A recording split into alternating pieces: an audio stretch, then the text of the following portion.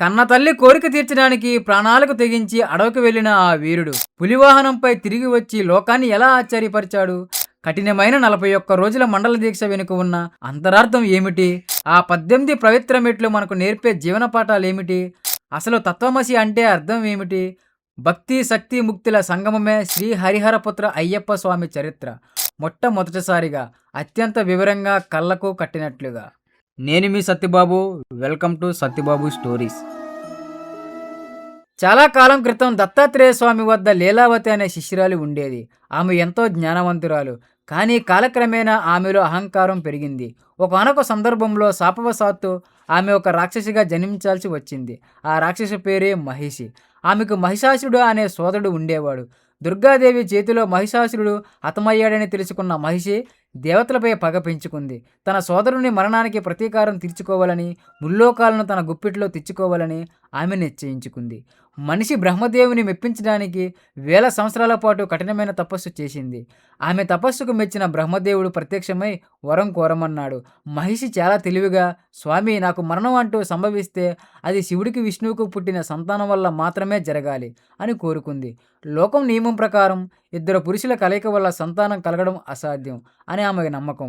బ్రహ్మదేవుడు తదాస్తు అని వరం ఇచ్చాడు. వరం చేతికి రాగానే మహిషి గర్వంతో దేవతలను హింసించడం, మునుల యజ్ఞాలను ధ్వంసం చేయడం మొదలుపెట్టింది.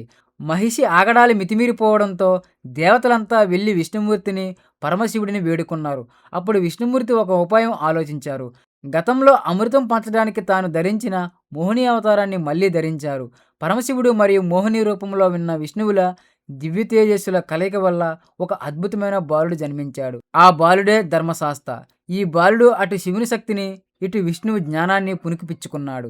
మహిషిని అంతం చేయడానికి సిద్ధమైన ఆ హరిహరసుతుడు భూలోకంలో ఒక మానవ శిశువుగా అవతరించాలని నిర్ణయించుకున్నాడు. కేరళ ప్రాంతంలోని పండల రాజ్యానికి రాజశేఖరుడు అనే రాజు ఉండేవాడు. ఆయన పరమ ధర్మాత్ముడు. ప్రజలను కన్నబిడ్డల్లా చూసుకునేవాడు. కానీ ఆయనకు ఒక్కటే కొరత, అది సంతానం లేకపోవడం.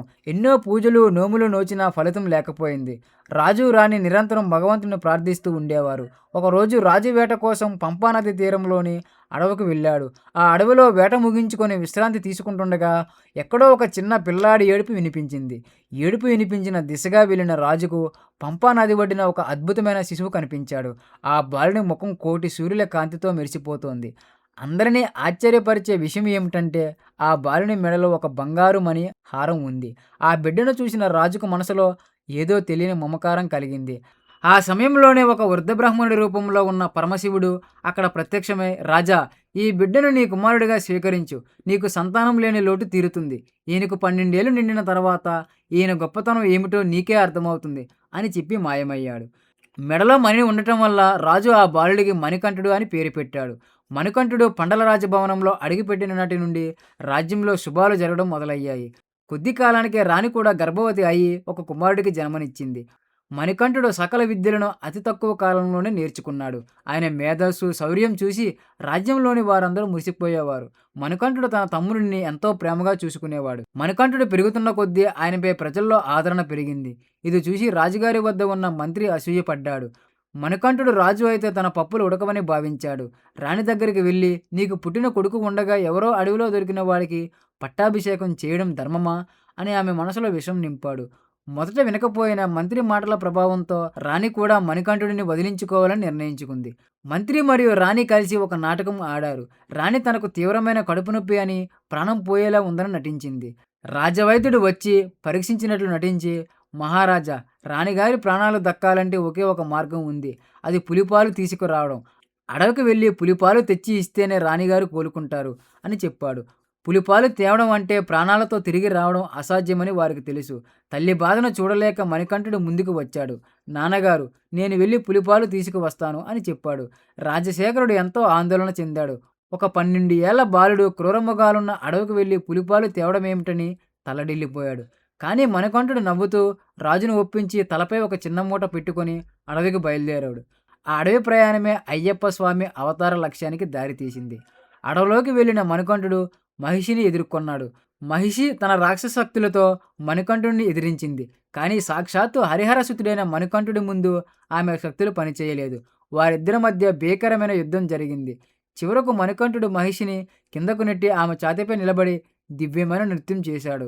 ఆ దెబ్బకు మహిషి ప్రాణాలు విడిచింది. ఆమెలోని రాక్షస ప్రవృత్తి నశించి ఒక సుందరమైన రూపం బయటకు వచ్చింది. ఆమె స్వామిని క్షమించమని వేడుకుంది. శాప విముక్తి పొందిన ఆ లీలావతి స్వామిని తనను వివాహం చేసుకోమని కోరింది.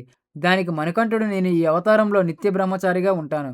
కానీ నువ్వు నా చెంతనే మాలికాపు రత్తమ్మగా కొలువై ఉంటావు. నా దర్శనానికి వచ్చే భక్తులు నిన్ను కూడా దర్శించుకుంటారు అని వరం ఇచ్చాడు. అప్పటి నుండి శబరిమలలో స్వామికి కొంచెం దూరంలో మాలికాపురత్తమ్మ ఆలయం వెలిసింది. మహిషి సంహారం తర్వాత మణికంఠుడికి సాయం చేయడానికి దేవతలంతా పులుల రూపంలో వచ్చారు. దేవేంద్రుడు స్వయంగా ఒక పెద్ద పులిగా మారాడు. మణికంఠుడు ఆ పులిపై కూర్చొని వందలాది పులులు వెంటరాగా పండల రాజ్యానికి బయలుదేరాడు. రాజభవనంలో ఉన్న వారంతా పులులు గాండ్రింపులు విని భయంతో వణికిపోయారు. పులిపై వస్తున్న మణికంఠుడిని చూసి రాజు ఆశ్చర్యపోయాడు. రాణి, మంత్రి తమ తప్పులు తెలుసుకుని స్వామి పాదాలపై పడి క్షమాపణ వేడుకున్నారు. తన 12 ఏళ్ల మానవ లీలను ముగిస్తూ మణికంఠుడు రాజుకు తన రుద్రరూపాన్ని చూపించాడు. తాను సాక్షాత్తు ధర్మశాస్త్ర అని, లోక కళ్యాణం కోసం జన్మించానని చెప్పాడు. రాజు స్వామిని అక్కడే ఉండిపోమని కోరగా, నేను యోగ సమాధిలోకి వెళ్ళాలి, నాకు ఒక ఆలయం నిర్మించు అని చెప్పాడు. ఎక్కడ నిర్మించాలని రాజు అడగగా మణికంఠుడు ఒక బాణాన్ని విసిరాడు. ఆ బాణం శబరిమల కొండపై పడింది. అక్కడే తనకు ఆలయం నిర్మించమని చెప్పి స్వామి అంతర్ధానం అయ్యారు. అయ్యప్ప స్వామి దర్శనం పొందాలంటే భక్తులు కఠినమైన నియమాలు పాటించాలి. దీనినే మండల దీక్ష అంటారు. సాధారణంగా ఇది 41 రోజుల పాటు ఉంటుంది. ఈ 41 రోజులు మనిషి తనలోని ఇంద్రియాలను అదుపులో ఉంచుకోవడానికి చేసే ఒక సాధన. ఈ సమయంలో భక్తులు తమను తాము మర్చిపోయి ప్రతి ఒక్కరిలో దైవాన్ని చూస్తూ స్వామియే శరణమయ్యప్ప అని స్మరిస్తూ ఉంటారు. దీక్షలో ఉన్నప్పుడు భక్తులు నలుపు లేదా నీలం రంగు దుస్తులు ధరిస్తారు. ఇది అహంకారాన్ని విడనటానికి సంకేతం.